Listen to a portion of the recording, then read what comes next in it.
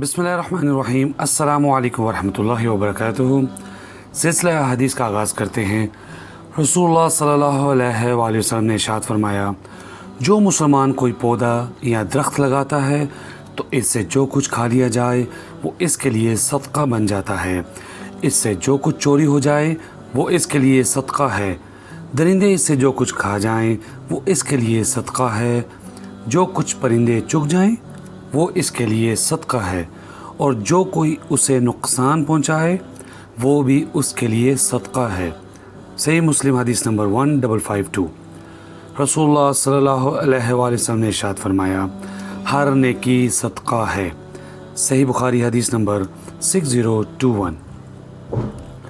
رسول اللہ صلی اللہ علیہ وآلہ وسلم نے ارشاد فرمایا، نیکی اور معروف کے کسی بھی کام کو حقیر نہ جانو، خواہ اپنے مسلمان بھائی کو خندہ پیشانی سے ملنا ہی ہو، یعنی ہنس کر مسکرا کر ملنا بھی نیکی ہے۔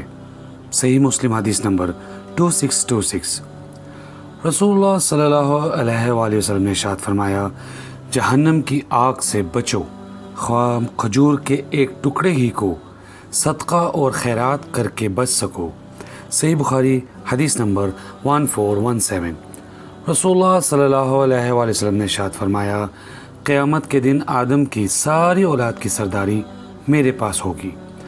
میں ہی وہ شخصیت ہوں جس کی قبر پوری مخلوق میں سب سے پہلے کھولی جائے گی۔ میں ہی سب سے پہلے بارگاہ الہی میں سفارش کروں گا اور میری سفارش سب سے پہلے قبول کی جائے گی۔ صحیح مسلم حدیث نمبر 2278۔ آج کے لیے بس اتنا ہی، انشاءاللہ نیکسٹ ویڈیو میں نیکسٹ ٹاپک کے ساتھ، تب تک کے لیے مجھے اجازت دیجیے۔ السلام علیکم ورحمۃ اللہ وبرکاتہ۔ سبحان ربک رب العزت عما یصفون وسلام علی المرسلین والحمد للہ رب العالمین۔